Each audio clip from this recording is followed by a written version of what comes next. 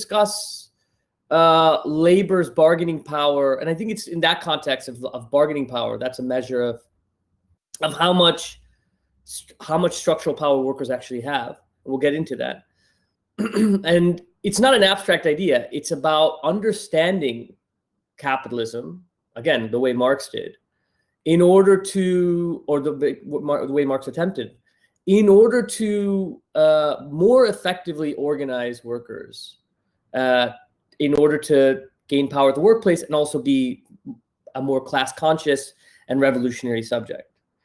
As people, I'm sure, are familiar, the kind of history of capitalism, but even prior to capitalism, has been one of struggle. Before that, of dispossessed people, of peasant against feudal lord, against slave master, and then under capitalism, primarily workers and the bourgeoisie, or those people who own the means of production, capitalists. So the history of capitalism is, of course, class struggle, and class struggle doesn't really happen in abstraction. Again, class struggle has to be both structural and it's made, right? And there's a particular set of reasons why, Marx. I'm going to obviously go back to Marx quite a bit. Marx sees the working class, or the industrial working class, but let's say the working class rather than other parts of other subjects, as the most revolutionary class. And it's not because there's something innate about workers that make them revolutionary. It's part of that. You have a much more kind of alienated relationship from your means of subsistence and means of production, but it's also that you are, it's where you sit within capitalism. It is actually that workers, I guess the structure of this lecture will be basically, workers as within capitalism, a kind of theoretical question of why it's important, why worker organization is important, then the strategic position of workers within capitalism and structural power, and then finally a few examples. I sent one around, a paper that I'd written about a case in India, but I'll talk about a case in India, China, Honduras, and a few other places, maybe in the US as well, to understand that how this works. And again, you should look at this in the context of how we can most effectively organize workers at the workplace in order to assert their rights and build class consciousness. So the interests of workers, of course, and capitalists are in direct conflict. Don't let anyone tell you otherwise. They are in direct conflict. Marx famously wrote in chapter 10 of volume 1, when he's writing about the working day, that between two rights, that of the capitalists and that of the workers, people assert the rights of workers and the rights of capitalists, they don't really matter. At the end of the day, what matters is force. Force decides. And the ability for workers to organize most effectively against capitalists, that is what changes the name of the game. But it's not simply the case that workers everywhere can just organize, and so then that will, that somehow changes. It's workers can demand how much is available. Depends on how much is available. So if let's say you're just an extreme example, you're a worker in a small shop, like a corner shop, 3 or 4 workers, and you organize and you demand the moon, you're not going to get it, because workers get what they demand from what's available, right? And that's going to become an important thing when we think about structural power. And, I think that just to give as an example of why the working class is so important within capitalism as a revolutionary class, as opposed to sort of other forms of subordination or other forms of labor. So it's not to say that peasants or like the lumpen proletariat aren't important. It's to say that there is a strategic position that workers are in to maximize the disruption within capitalism. So just to cite a few examples from the last, let's say 10, 12 years, where you had, popular movement. So like, I'm thinking, of course, there's lots of problems with some of these examples, but I'm just using these examples to make a point. If you look at the Green movement in Iran, the red shirts in Thailand, Tunisia, and Egypt during the Arab Spring. Of all those examples, they were all popular struggles. They all took over squares and took over streets, and they were, they had they were popular struggles, right? But it was only Tunisia and Egypt that were able to some degree, Tunisia to a greater degree than Egypt, upend the existing social order. With Egypt, it was short-lived. You had the ruling government down, and now obviously it's gone back even probably worse than what it was before. But you had some amount of change, and you didn't see that happening in the Green Movement in Iran or the red shirts in Thailand. And the reason is clear.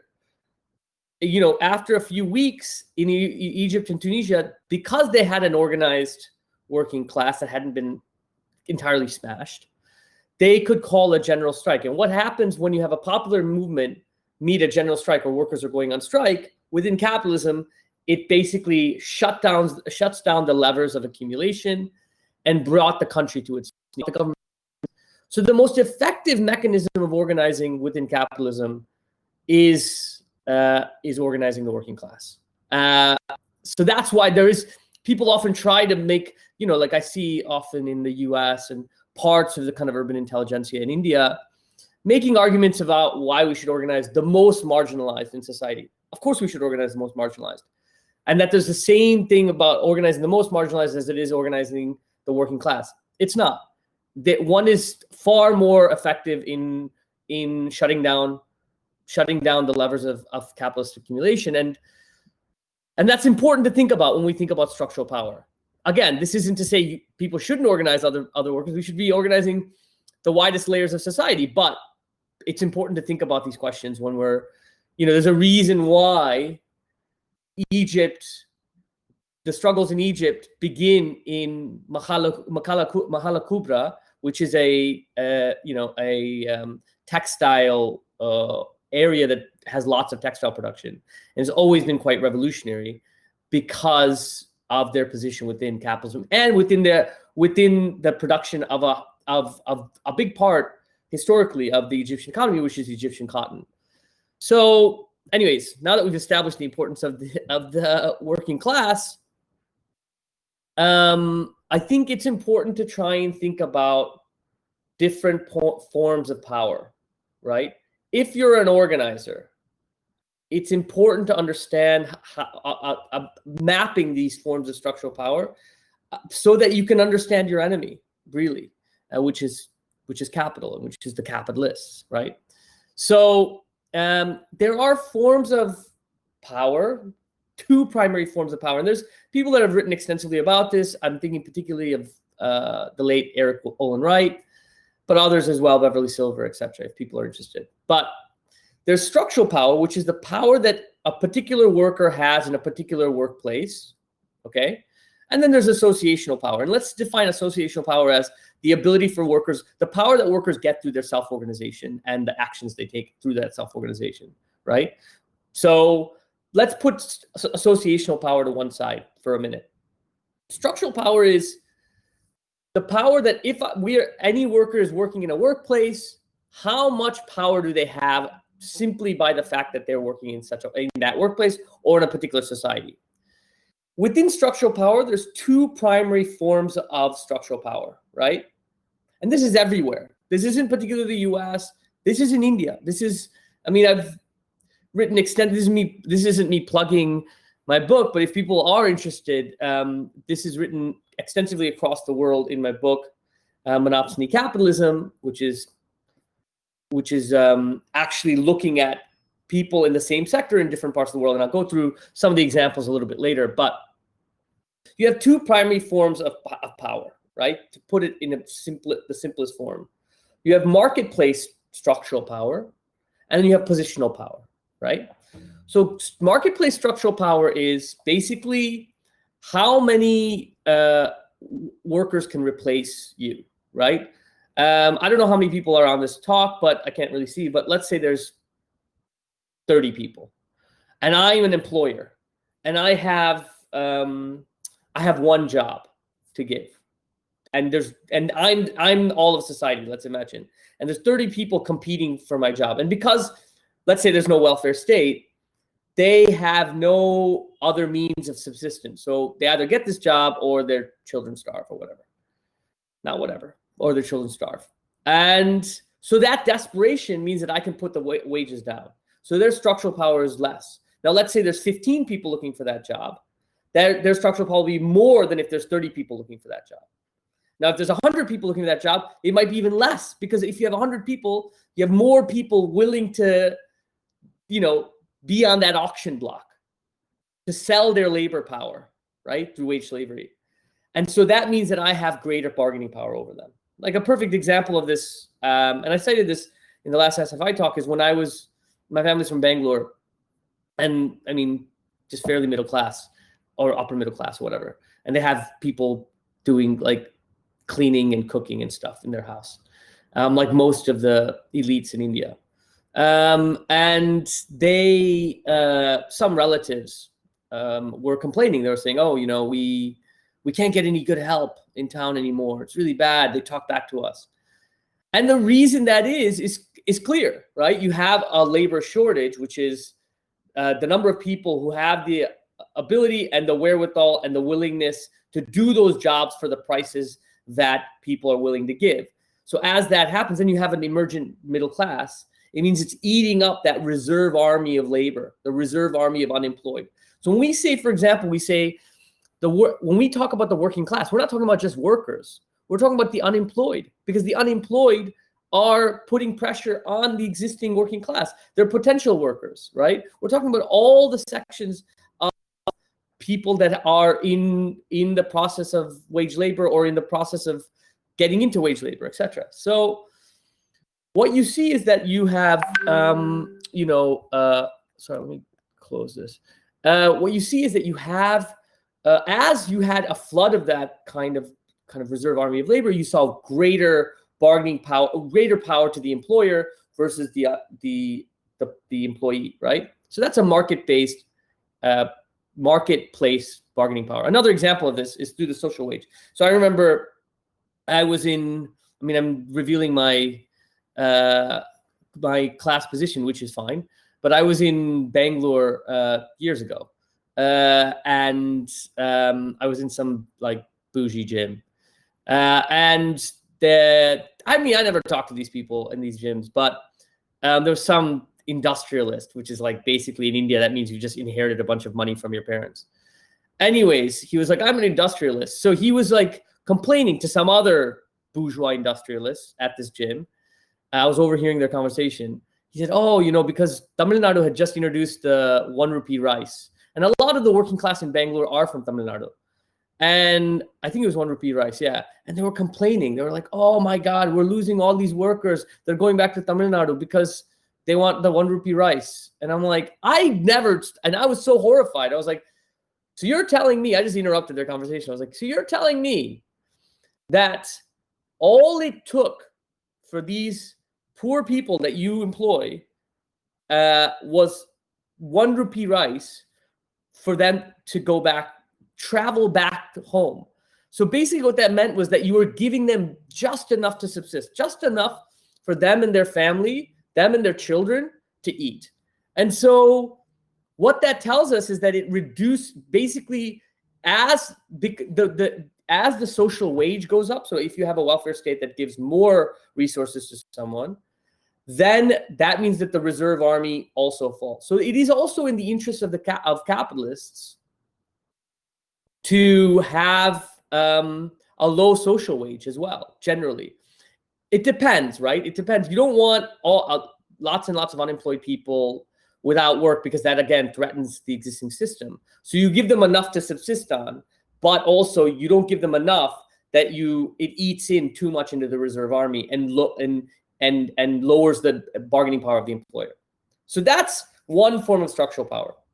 There's a second form of structural power which might be more applicable, is that of positional power. So you're in, let's say, a few examples of positional power is, let's say you're a crane operator, someone who operates a crane. if you're a crane operator, two crane operators. One crane operator is working in a dock, a port, like moving things at a critical port, where things come in and ships and transport and goods.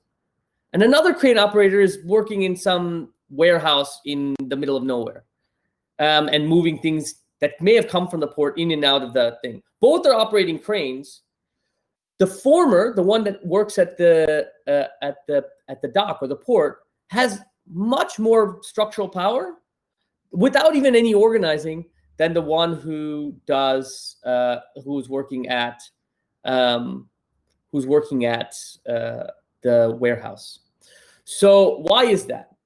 Because there's thousands of potential warehouses. Your disruptive power. So disruptive power is a crucial component, crucial variable when analyzing the power of workers. Your disruptive potential is far less at some random warehouse than it would be at a port or a dock, because there's only a handful of port and docks. And because of that, your strategic position. So if you're a labor organizer and you should organize where there's struggle. But if you're looking at where there is the greatest power for disruption, greatest power to organize workers, of course, workers should be organized everywhere. But the greatest potential is in the strategic choke point. That's a strategic choke point. That means you can choke. If you have various arteries that are the body of capitalism, there are certain choke points that shut everything down. Like if you choke someone, this sounds too morbid. I'm not trying to give this example, but if you put something on a neck, that person chokes. If you squeeze the arm really hard, it doesn't. It hurts maybe, but it won't. It doesn't shut it down, right? So a perfect example of this is, I live in London, and it's pouring rain right now, as you can see. So I don't know if you can see this, but it is pouring rain. And so in London, if you are the most powerful union, one of the most powerful unions here, despite being not that big, is the RMT. The RMT is the people who drive the tube, who work on the tube, who drive trains on the underground or rail lines. If they shut down, if they go on strike for just one day, the cost to the city of London, the cost to capitalists and profit is enormous, right? So when they go on strike, even the threat of strike is enough for the state as a kind of organizing committee of the ruling class to give them their demand. So there's often in the city, they'll be like, oh, they make, some obscene number, 60, 70, whatever. That doesn't matter. They make that because they are organized and willing to go on strike. So that's a positional power question, right? Another example of this is in the US, the International Longshoremen's Workers Union, the ILWU, is in the West Coast. It's a very radical union. Back in the day, lots of Reds and communists and Trotskyists and Maoist organizations sort of entered that workplace, and also were key in not just as organizers, but actually working there and being stuck in for decades, organizing those workers. So it's a very radical union, very diverse and very radical. It runs from Mexico to Canada and all across the western side of the US.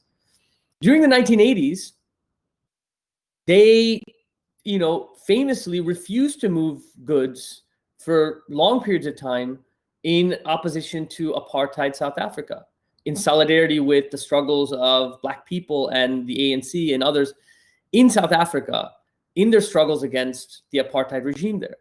They, now when they shut down for one day, it cost the US economy something like $2.5 billion, even more. So it's not like they have tons of workers there. That is their strategic position in capitalism, right? So this is why the disruptive potential of the working class is a crucial mechanism to analyze where they have power and where they can increase their power and how they can increase their power, right? So and this is moving a little bit in the direction of the next section, where I'm gonna go over some of the parts of my book which deals with this quite a bit. is that if you look at like not just where they're located in the economy, but how central they are in the production process. So if you're let's say you're a worker at an auto plant, Maruti comes to mind, or other auto plants, the struggles that happen in Gurgaon, or if you're a worker in an aeronautics plant, so you work at you build planes, or you work at a garment or footwear factory. There is a reason why an aeronautics worker has much more power than an auto worker, who has much more power than a garment worker. Of course, it's gendered, but that's part of it. But actually, the bigger story is what comes first. Is the lack of power also the reason why it's gendered, which also then contributes to the lack of power, in the sense that the intersections of both a system of sexist work practices, patriarchy, but also exploitative workplaces. The fact is that the ability for the global buyers, so brands and retailers that produce shirts, to outsource to clothing companies, the ability for them to replace them means that the workers have much less bargaining power, and there's much less value captured in those areas. So the reason for this is multifold, but one of the reasons is because if you are let's say you're a capitalist in India or Cambodia or Sri Lanka or whatever, if you want to open an aeronautics plant, so an airplane plant, it'll cost you over £1 billion. If you want to open an auto plant, it'll cost you over £100 million. If you want to open a garment factory, it might cost you £1 million. £1 million that they could borrow, £1 million that they might have. So emergent capitalists everywhere are going into these sectors. Why? Because it's very low technology and because it's outsourced. And what that means is that global buyers can easily replace any factory when the variable, which labor is the most important variable, goes up nominally. What that means is that the disruptive potential for workers in those sectors is far less. Whereas if you look at aeronautics and auto plants, it's not that replaceable. It's barely replaceable in aeronautics because there's enormous amount of investment, and they have high barriers to entry. So if you're a capitalist in all these places, it becomes harder and harder to enter into those sectors. But what's changing, and this is an argument that I make in the book, is that over a period of time, over a period of a number of years, as you have the kind of liberalization of borders, as you have the free flow of capital, there's an underlying logic within capitalism, the logic of competition, which is articulated by a number of people. It's nothing particular to Marx. Marx is probably the clearest articulation of this, but also Keynesians, post-Keynesians, Adam Smith, that this logic of competition, in which people are competing constantly, always moves towards centrality. So in the garment sector, for example, and I kind of outlined this quite clearly, but the evolution of this, but basically as you had more and more borders fall apart, this free flow of capital meant that these small firms were constantly under pressure from global buyers to make a shirt or a shoe or a tie for less and less. And as that happens, fewer and fewer, weak firms start going out of business, and fewer firms are able to compete for the price demands of these major buyers. And as that happens, these small firms go out of business. The mid-sized firms start gobbling up the market share of these small firms and becoming bigger and bigger and bigger. As they become bigger, they invest in certain forms of labor-saving technology. Depends on the sector, depends on the sections of the sector. But as they start investing in labor-saving technology, that capitalist from Cambodia or India, who may have been able to open up a factory for £1 million because of the technological investment and the vertical integration and the growth of these small firms and middle and bigger firms, they have to now pay 1.5 or 2 million or 2.5 million. And as the amount it costs to get into the sector increases, the number of factories decrease to fewer and fewer that are able to compete. As that happens, these global buyers like Nike or Adidas or H&M or whoever can't replace those factories as easily. As that happens, that underlying logic, the law of motion within capitalism, as Marx calls it, fewer and fewer are able to compete as they become more and more monopolistic. It means that the workers there can disrupt that workplace, and those places aren't as easily replaceable. So again, this isn't just an abstract argument. If you look at a number of cases, and I'll go through 3 cases now, and then we can maybe end it there and have some questions.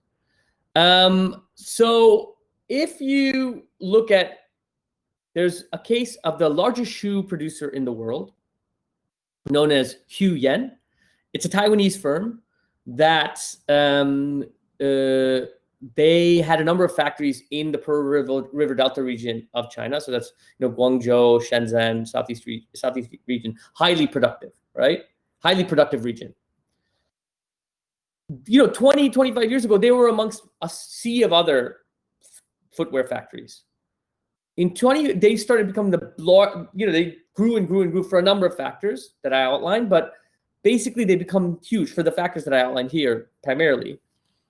And to become the largest shoe producer in the world. So 1 in 6 casual or sports shoes in the world are produced at a Hue Yen facility. So in 2014, the workers at one facility, the Gaobo facility region of Guangzhou, go on strike around social insurance questions, a grievance. They go on strike.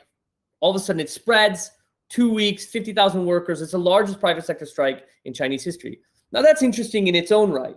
But what's more interesting is that major buyers, like they produce exclusively for Adidas and Nike, etc., they moved things around for the short term, but they all went back. And historically, that's unprecedented. In these labor-intensive sectors, if there's a strike, if there's disruption, they don't go back to those places, and those places shut down. The reason they go back is because they can't replace Hue Yen, because Hue Yen is vertically integrated, is more technologically advanced, is quick turnaround times. They can't find a more effective supplier. What that means is those workers, they didn't win all their demands. They won some of their demands, but they were able to win those demands because they were moving over time to a more central position in the production process. So their structural power went up, right? Whereas historically it didn't. So it's both the changing composition of capitalism coupled with the structural power of workers. And workers have to think, how can they most effectively target that? Now, the paper I gave people was one of Arvind. People might know Arvind in India. Arvind Mills, then they have now Arvind Lifestyle Brands, etc. So they're the 3rd largest denim producer in the world. Denim is more valorizable. It means it can become more technologically advanced, much more than, say, a shirt, or because it's not bogged down by the same kind of ephemeral fashion trends and seasonality that lots of other clothes are. And they have a bit more of a process, so that can become more standardized. In the case I was looking at was a protracted struggle in a small town outside of Bangalore known as Ramnagara. In that town, the workers were effectively attempting to target a very large supplier, again, an exclusive producer for a lot of different brands, so they weren't as replaceable in theory. But the problem is that they were in a low technology part of the supply chain. They were in a warehouse. There wasn't lots of investment. They didn't shut down the warehouse. They moved the warehouse. The reason why the workers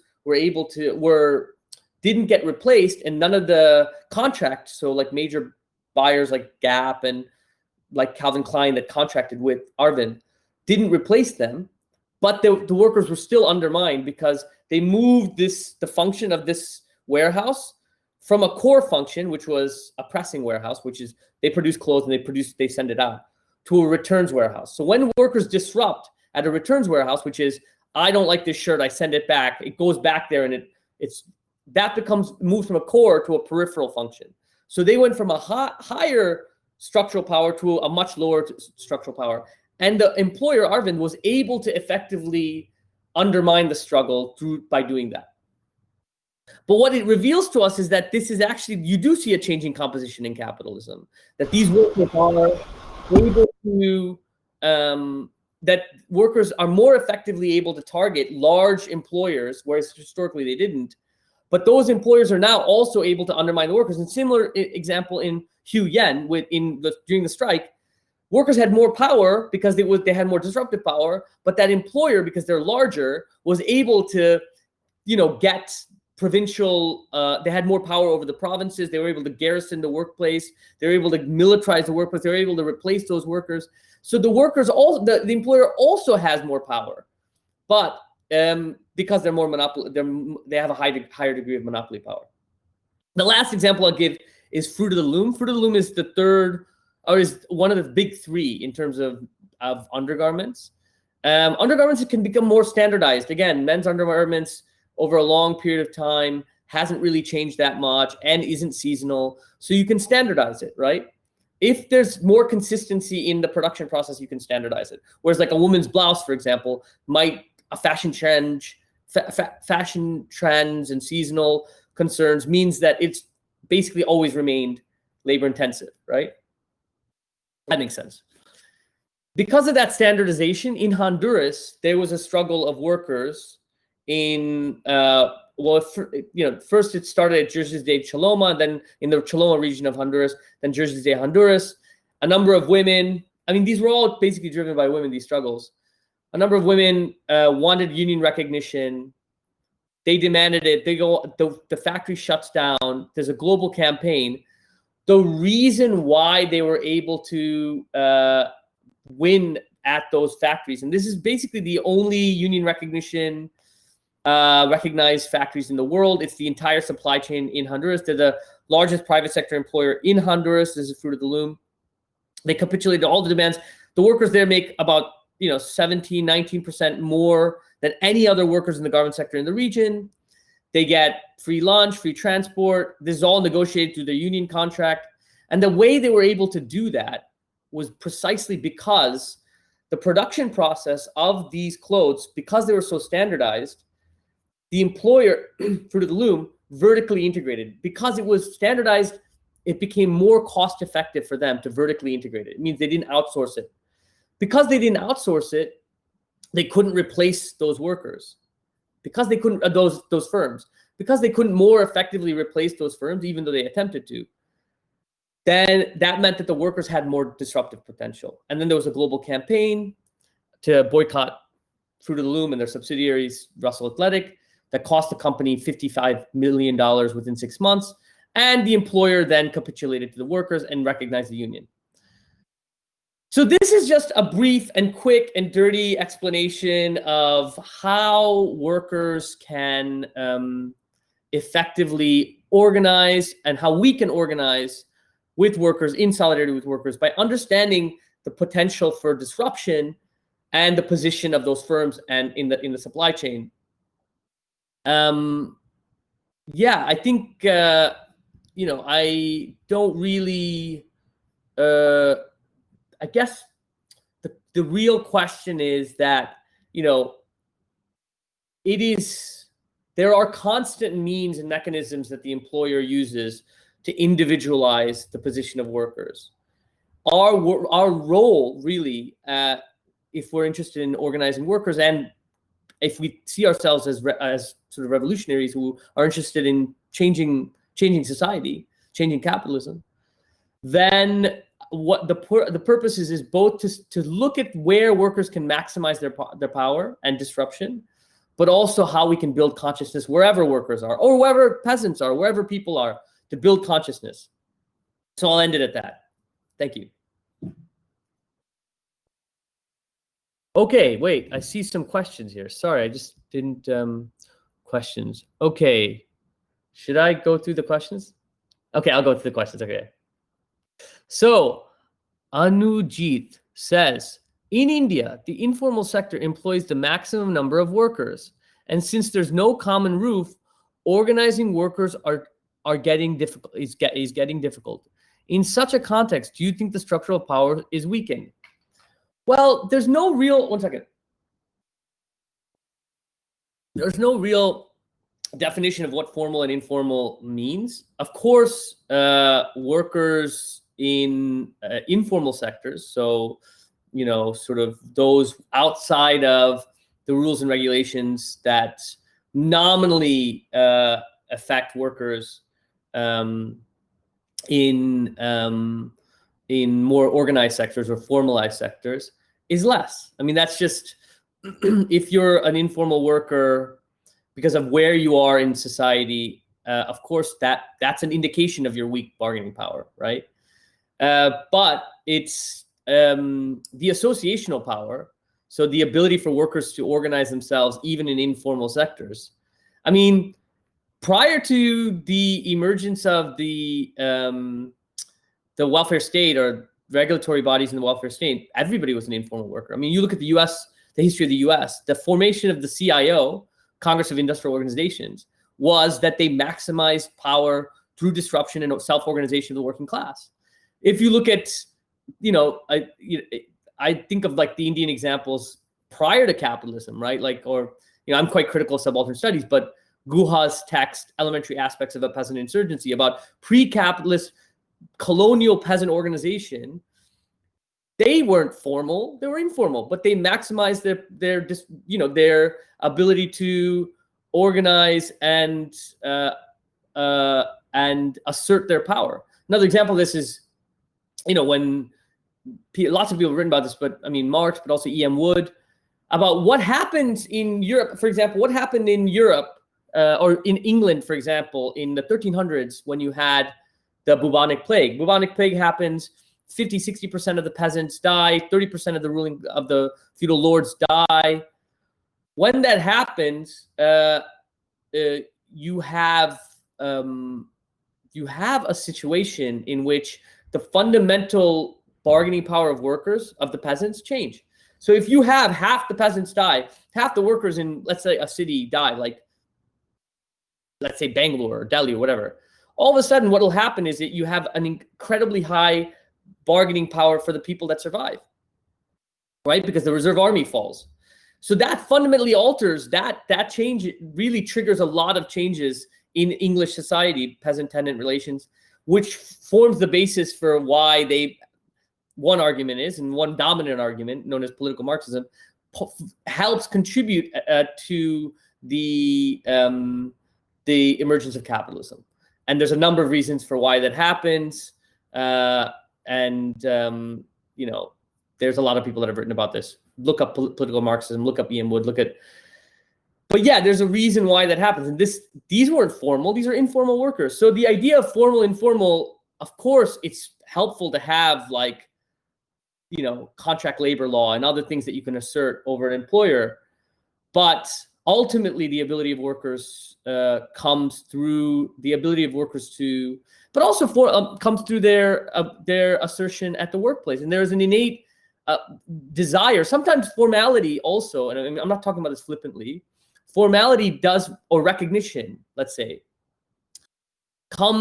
undermines the ability for workers to organize. So a great text, I mean, this is an academic talk, so I guess I can make all these references to texts, but is by Michael Burroway. Michael Burroway wrote a book called Manufacturing Consent, I think in 1978. And what it looks at and what it theorizes, very important text, is that basically lots of times formalization and forms of regulation have been used to undermine workers. They're very helpful, but they're also used to undermine workers. So collective bargaining was to militate against the most militant elements of the working class. In China, there's a text from Chen and Chen from 2010 that says the reason why the Chinese state introduced collective bargaining in 2010 was precisely because year on year there was 50,000 spontaneous wildcat strikes that were illegal. You had the auto plants and workers and dock workers going on strike in China illegally. By making it legal, what you do is you end up formalizing it. not to get off on a tangent, but I'll give you an example of this. Back in 2010, when there was lots of struggles happening here, there was student struggle, anti-austerity struggle, there were lots of struggles that were really taking place here. You had, there was a friend of mine. She was quite a radical person. She worked at this like small purchase of service agency, like an agency that contracts with the state, and they do work. It's like part of the privatization thing. But there were like maybe 35 people who worked there. And the head of it made loads of money over everyone else and was quite unpopular. And they had this worker there who was new and quite like, just a popular person. And during cuts, because he hadn't been there long enough, they kind of unannounced dismissed him, fired him. People come to work. He's a very popular guy. And she's like, everybody was really upset that he'd been fired, and they just didn't understand because he wasn't on much money.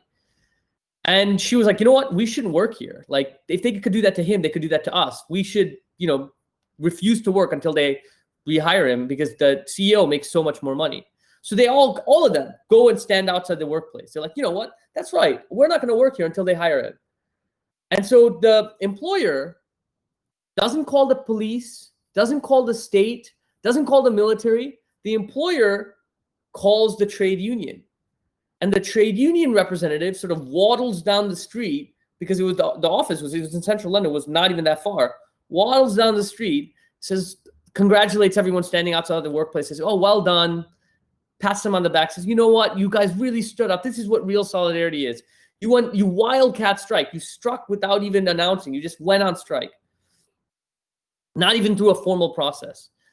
Go back to work. We're going to file a grievance. We'll take care of this. We'll make sure he's taken care of." Everyone's really happy. We go back to work, and it becomes formalized. It becomes bureaucratized. Nothing really changes for that person. That person isn't rehired. They file a grievance. They lose the grievance, and everything goes back to normal. So in lots of ways, trade unions and formalization is very important to ratcheting up the ability for workers to make more demands. But often, as we see in the Chinese example, as we see in the Burway example in the US, as we see in loads of different examples of class compromise within the emergence of the welfare state, at least in the advanced capitalist world, but also in India and other places, it's a way to militate against the most militant elements of the working class. Sorry, that was a long-winded response to that. My apologies. Arjit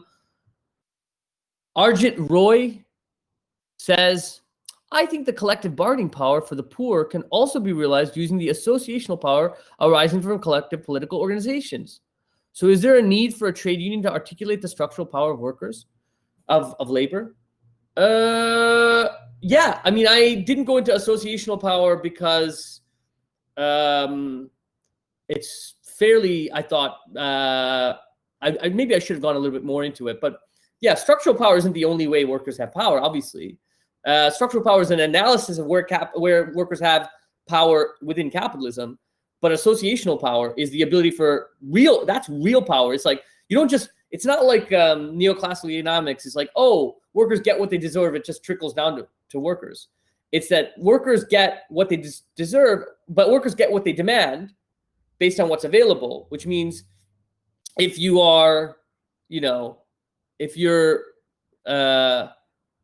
you are in a place with high structural power, you won't automatically get higher wages. I mean, it is certainly the case that if you have workers would have to self-organize. Workers would have to, like, I give the example, like, for example, in Bangalore, it's not that workers will automatically, if you have, because of basic supply and demand, and because we're part of the marketplace, right? So what is Marx's intervention is that through the commodification of labor, workers are selling their labor power. We are selling this thing called labor power. If you have, I have this cup of coffee. If this is an example, if there's 100 people selling this cup of coffee to one person, that means that I don't have that much power. But if I'm the only, I'm like one of 3 people and this guy really wants coffee, I have more bargaining power. So if there's 3 workers who are selling their labor power, and this person, because the Indian bourgeoisie is like, doesn't know how to clean their own house, there's a desperation to have these workers, then you'll automatically have more bargaining power. But if those workers organize, so associational power, organize, obviously they can maximize that power. They can get even more power. They can make that a revolutionary form of self-organization. Yeah, of course, political organizations, but yeah, collective political organizations have to grow out of the working class. I mean, there is a reason why it's the Union of Soviet Socialists, for example. It's that there was a recognition that we need to be, political organizations shouldn't, and won't exist from the left in any meaningful sense if they don't grow out of the organized working class, and held accountable to the organized working class, or worker and peasant organizations, for example. But yeah, Mariappan says, "Thank you for the wonderful lecture." Well, thank you, Mariappan. I am Madi from Madras University. In your article, you talked about Arvind Warehouse, where workers were exploited for overtime labor. They wanted to close the warehouse, but they did not because of long-term lease and other international pressure. But can we expect that all warehouses will have similar reasons to withdraw from closing down their units? In such cases, is labor structural power enough? Do we need to think of some other methods of ownership methods? Other kind of ownership methods? Well, firstly, Muddy, thank you for reading my article. Secondly, no, of course, you're absolutely right. The reason why if you're a warehouse, let's use examples. If you're a warehouse that is very integrated, so in London, for example, we have huge Amazon warehouses. Where it's situated in the West. Land is very expensive here, for example, in London. So they invest an enormous amount in a tight space, and they invest in technology, and they put it all in one warehouse. Those warehouses, because of where they're located, because of how large they are, because of how technologically advanced they are, have more bargaining power than some warehouse in the middle of nowhere. And also because the Amazon warehouse is these one or two warehouses are basically supplying to a huge market, which is London. The disruptive potential there is very high. If you look at the Arvind warehouse, the disruptive potential there was higher than if it was Arvind warehouse for domestic production, or even a warehouse for domestic production in India, because there it's easily replaceable. It's not that central to the production process. There isn't potential international pressure that's involved. So of course there's an unevenness there. Again, this isn't to say that people shouldn't organize workers everywhere. It's to say that there are some places where workers have greater power, and there's other places that workers have less power. And it's important for us to understand that, to see how we can shut down the levers of a specific employer, so, or even of capital itself. It's an example really of of this is, you see this through solidarity strikes. So British, for example, British Airways, they'd contracted with a firm, Gate Gourmet, which were primarily Punjabi women. Those Punjabi women, when they went on strike, the baggage handlers, who were also primarily Punjabi men, this is in London, in Heathrow, went on solidarity strike. And that shut things down. Gate Gourmet was more peripheral, because you can replace kind of the people that produce the food there. Baggage handling is central to the production process, right? So one form of solidarity was able to basically shut down the entire process for British Airways. So it's not to say one's more important as a value judgment. One's more important to capital, and it's important to understand that. That's all. Balu S. Kiran says, left in India is already a weak force. This is a fact. Left everywhere, comrade. But they are still fighting over who is a Trotskyite and who is a Stalinist. We prefer the nomenclature Trotskyist. Trotskyite is typically what Stalinists say to Trotskyists. Do you think the sectarianism among the left is a big problem? Do I think sectarianism amongst the left is a big problem? Yes, of course. I think partly it's also about organization as well. I mean, it is there are political differences. It's not simply that we're fighting over some outdated understanding of what is, what was the Soviet Union? Was it a failed worker state? Was it a degenerated worker state? Was it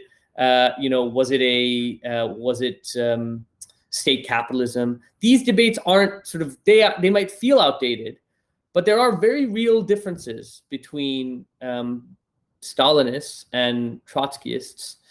And I do think that those differences need to be negotiated and discussed, and there needs to be there needs to be the form of political organization that can deal with these differences, right?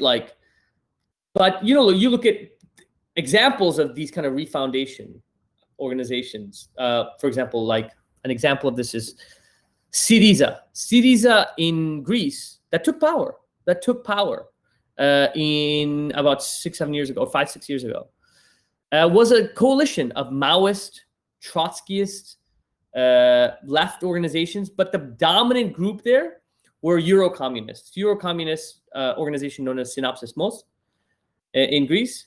And that dominant group, Alexis Tsipras, who was the leader of that organization, once they took power, it disintegrates because the dominant organization moved it to the right. And so, of course, sectarianism is a big problem, but also I wouldn't necessarily say that there aren't very real political differences between these organizations. We can't just reduce it to forms of these kinds of sectarianism. There are political differences, and those political differences need to be debated and discussed if we're actually going to have some kind of change long term. I think the Indian left is particularly sectarian, in my experience. But that's because the Indian left actually had power. You did have states that were ruled by bona fide communist organizations. Whereas if you look at the sectarianism we find in England or the US, it seems ridiculous because we have quite literally no power. I mean, we did have some proximity to power under Corbyn, but you did see lots of the sectarianism kind of move to the back once you have a popular movement. Sectarianism really becomes big when we're small and fighting over the crumbs. But if you have a big popular movement, those forms of sectarian fights kind of move to the back because there's all this new blood that's really getting energized. So the point is, the way to get over sectarianism is by building for popular struggle, really, I think. Amarjeet says, a clarificatory question. You talked about locating the choke points in capital, labor relations, and production. How can we see this in light of structural organizations of labor power? If you can elaborate on this. How do we see the reserve army of labor as a factor in mapping labor structural power? Okay. Is it necessary for labor to be in the dialectic of capital labor relations to be organized? I guess I'll just answer the second question. Yes, the reserve army of labor is a very important part of how we understand structural power of workers, right? Reserve army of labor can happen in many different ways. If you have a strong welfare state, for example, you eat into the reserve army of labor, and then workers have greater bargaining power. So it's not always the case that the welfare state is saving capitalism from itself, right? It is in lots of ways saving capitalism from itself because you're allowing capitalism to survive even though it's full of crises and full of holes and full of problems and structural fault lines. You're able to provide that net that in some ways that's true, but in lots of ways it's good because people shouldn't be starving to death, obviously. And this is a way of mechanizing and organizing workers to look out for each other, but also it reduces the reserve army of labor. If you reduce the reserve army of labor, you increase the bargaining power of workers. And so I think the reserve army of labor is an essential component to understanding the bargaining power of workers. But when you see, for example, highly gendered sectors. So, for example, like the garment sector or footwear. The reason why there's lots and lots of women working in these sectors is it's the similar process to racialization. It's not because there's some innate thing where women, it's certainly the case that lots of women learn to sew in the home or whatever, which increases a number of people that are able to do it, which increases the reserve army of labor. But also, if you say women, this is women's work, women make up potentially 50% of the working class, but women can't do other forms of labor. What you do is you create a huge reserve army of labor for these sectors. Because they can't do other forms of labor, that ends up often, they can do domestic work, they can do this. And I'm not saying they can do these things. It's saying because of patriarchy, we live in a scenario in which its social expectation is that they can't do it. You're able to exploit women because they're women. You're able to, also this reserve army question is constantly manipulated. So if you look at, for example, in the US, the position of Black people in the US was often as a reserve army of labor. The lumpenized working class who lived in ghettos, who were ghettoized, were often used as a lever against white workers who had full-time employment. And the employers would be like, we can always replace you with these people who are desperate. And that desperation, and also because then they could alienate them as well. There was less willingness by the organized working class to organize with these workers because they dehumanized them. And you see this all the time in various different scenarios. Okay, so P. Che says, is structural power applicable in the service sector and how? Again, there's this kind of what is the service sector? The service sector is sectors in which workers are doing services, right? Whereas, presumably, what is a service? Is a service cleaning? Is a service a call center? Is a service domestic work? Yeah, of course, structural power questions come up in service work. If you have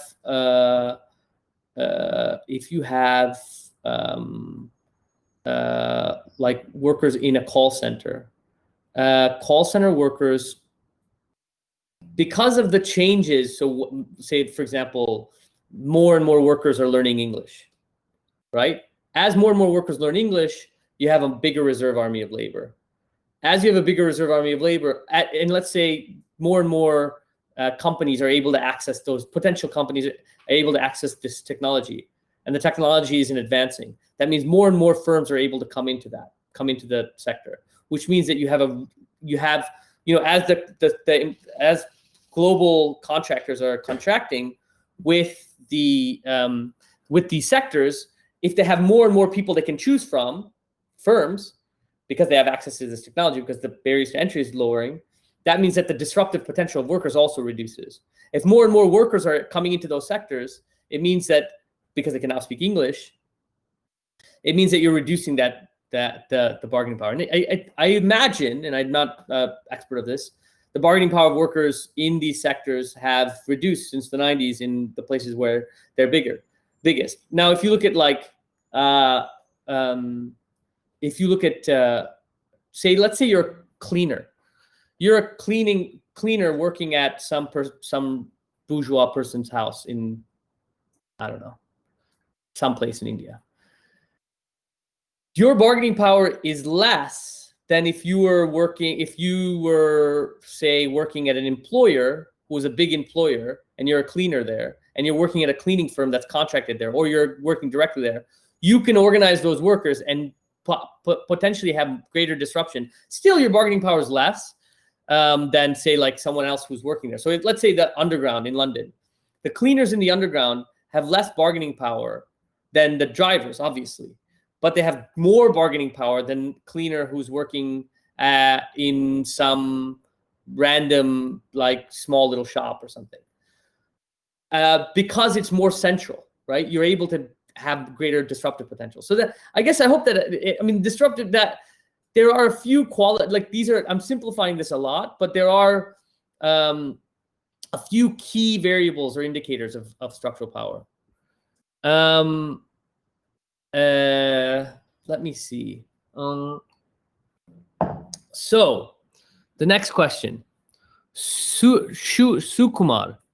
Do you think workers have less interest to realize their structural power in India because of caste? Because often the immediate oppressor of Dalit working class is Yadav working class people, and those higher on the ladder. Is class sufficient to organize people in such cases?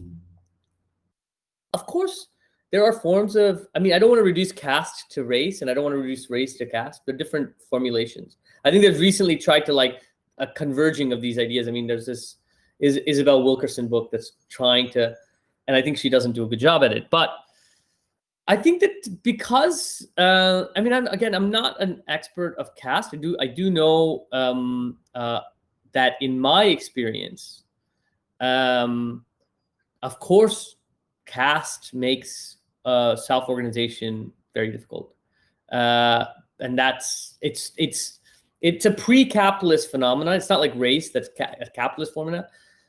Race begins really during the emergence of capitalism in the sort of Western race begins really in the mid 1600s when there's a conscious decision by people in Southern Virginia, by landowners in Southern Virginia, to divide the working class.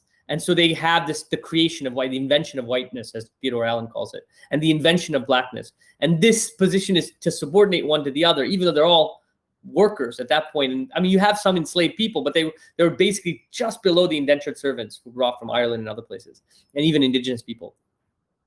With caste, I guess this is more of a question for people, but if you have, it's not like, it is certainly the case that caste ends up dividing working class people, right? The purpose is that if you, and again, I think if you got rid of caste, that you'd still have workers, you'd still have capitalism. If you got rid of, the vast majority of low caste people and Dalit people are doing the most abysmal forms of work. So organizing workers, not on the basis of class, because I don't think you can understand caste in India without understanding class, and I don't think you can understand class in India without understanding caste. Similarly with race and class in the West. So I wouldn't see caste and class as these dividers. I would see caste in the context of capital. And if we're trying to understand, if we're trying to understand race, for example, in the West, Stuart Hall says race is a modality in which class is lived. Caste is a much more pernicious form of this, but the similar kind of logics apply. I think if you're attempting to see the liberation of people on the basis of class, the most effective mechanism is probably to raise all boats, to try to organize the working class. Not because class dominates caste. It's because if you're looking out for the position of the people who are the lowest caste in society, or people who, the vast majority of low caste people, the work that they do, organizing workers is the most effective mechanism to do that. Now, again, that's not subordinating one form of oppression for one form of exploitation or any of that. It's just to say, under capitalism, organizing on the basis of one's identity versus one's class consciousness, we know that forms of identity, and we can see this in the West, is important. It's an important point of organization, but often degenerates into forms of bourgeois politics, because typically the people that are making the demands and organizing the people, or people who are speaking for a group, are the most educated and the sort of often the creamiest layers of that group. And we find this with race issues in the West. And so whereas if you have, organizations of the working class, it's very hard for them to be spoken on behalf of by elements of the bourgeois elements of those class. And there is some form of accountability there as well. So it's not an either or question. It's a question of, if you want to upend capitalism, it's not going to happen by simply organizing people on the basis of race. It's not going to happen by simply organizing people on the basis of caste. It just won't happen. But organizing people on the basis of class consciousness does threaten the existing power structure. Organizing people on the basis of caste and organizing people on the basis of race doesn't really threaten the power structure. I mean, this is why you see all these organizations, all these corporate organizations in the U.S. totally taking on lots of the rhetoric of Black Lives Matter, trying to absorb the rhetoric of Black Lives Matter. It's not to say that's not a hugely important struggle that needs to be supported by everyone, similar to caste struggles. But it's also that you need to do it. The most radical ones of those are doing it on the basis of race and class, whereas the ones that are the most superficial ones are doing it on the basis of just race. So yes, of course, you should organize on the basis of caste, but it needs to be done on the basis of caste and class, not just caste. What does that mean? How do you disarticulate caste from class? Then you just get this really superficial understanding and superficial demands around caste. But again, I mean, I'm a scholar of race. I'm certainly not a scholar of caste, but I think when I did my research in a number of different countries, and there were working class, these are women working in these sectors across the world. It was often the most racially marginalized. It was often the most peripheral in society. But the demands were always the same. The demands were always on the basis of class. Of course, because they were women, there were also gender demands against sexual harassment and so on and so forth. But we know that people weren't making demands around, the universal demands weren't around race. They were around, or caste. They were around class. We want better pay. We want better conditions. We want to be treated with dignity. Of course, caste and race play an important part in dividing the working class, in creating a reserve army and marginalizing that reserve army, but it's not the most important variable in demand consistently is around the question of class. Anandita says there's a lot of discussion about left-wing populism in current times. Do you think the Indian left should recognize their organization in populist terms for strategic reasons? I don't really know what populism really means. I think that it's bandied around a lot, typically by centrists and liberals and moderates. Rosa Luxemburg, famously taken from Engels, but said that during a crisis, we reach a fork in the road, and that fork in the road forces us to decide between socialism or barbarism. And we're in that fork of the road right now. The COVID crisis, the 2008 financial crisis that we'd never really solved, because we never solved the crisis of the 1970s, 1972, coupled with, loads of different environmental degradation, so on and so forth. What you see, at least in the advanced capitalist world, but also across the global south, is the center collapsing, the kind of consensus of the liberal consensus collapsing. And what some have described as Pacification, which is PASOK, which is the Greek centrist organization, collapses, and you have people move to the right and the left.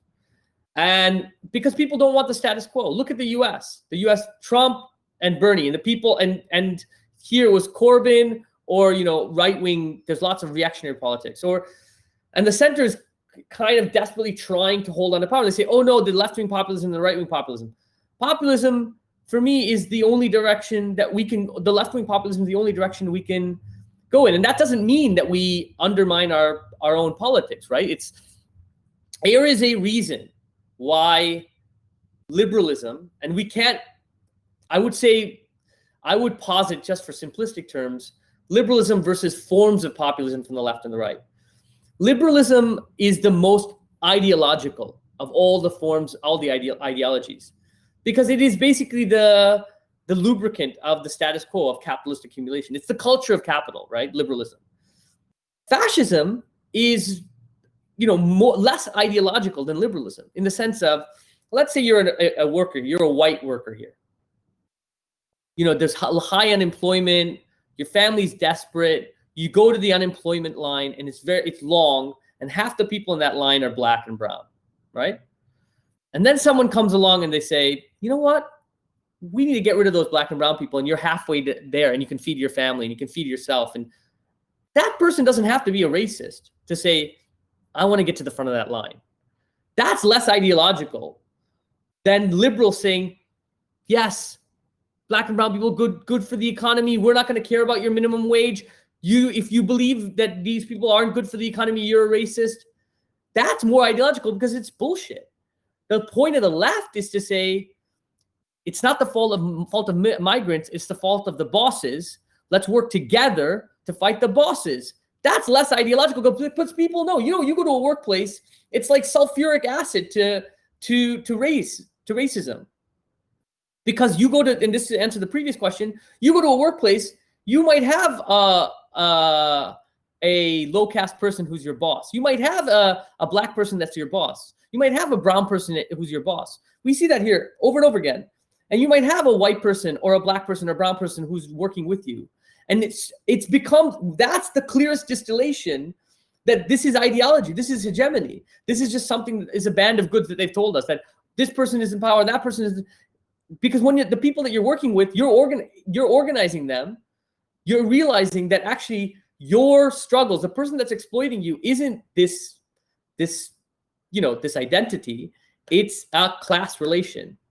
And so, and of course, it's coupled with identity, it's coupled with patriarchy, it's coupled with white supremacy and the system of Brahmanism and casteism, and that strengthens it and undergirds it and is exploited by it, and vice versa. But if you look at, so the left's demands populism can't then capitulate to the demands of the right.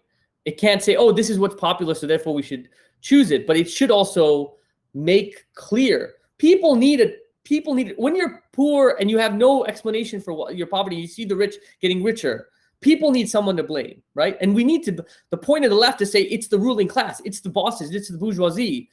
And the point of the right is like, oh no, it's this other, it's the Muslims, it's the migrants, it's the this, it's the that. And so our purpose is to organize on the basis of class demands. And I'll say this little vignette, actually. When I first arrived in this country, there was an organization, there was a political party, a far-right political party known as the British National Party, that was gaining in traction. This was like 2009, and there's a place called Barking in Dagenham, which is it's primarily white and working class, and it was very reactionary back then. Now it's very diverse, but back then it was. And they were, it was on the periphery of London, and they were just, it was become deindustrialized, very industrialized. There's a film about women organizing there called Made in Dagenham, which is about women organizing in factories there. But then they shut down the factories, and destitution and all that stuff led to lots of kind of reactionary or chauvinistic politics. Anyways, I was new to the country, so I was like, they were like, oh, we're canvassing for labor there. I mean, we were canvassing against the British National Party candidate. I mean, at the time and now, I don't really care about Labour, but I mean, I loved Labour under Corbyn. But basically what happened was I was like, we went to these estates, which were public housing estates. We're knocking on doors, talking to people, and we go to this one that's really rough, right? The stairs are practically broken. We knock on a door. The door opens. It's a single mom, white woman. Everyone there we're talking to is white. She's holding a child. She's holding another child. A small little apartment. Everything's boxed up. We're explaining to her, why the BNP is a problem, why the British National Party is a problem. And she says, listen, yeah. She's like, I feel you. I understand what you're saying.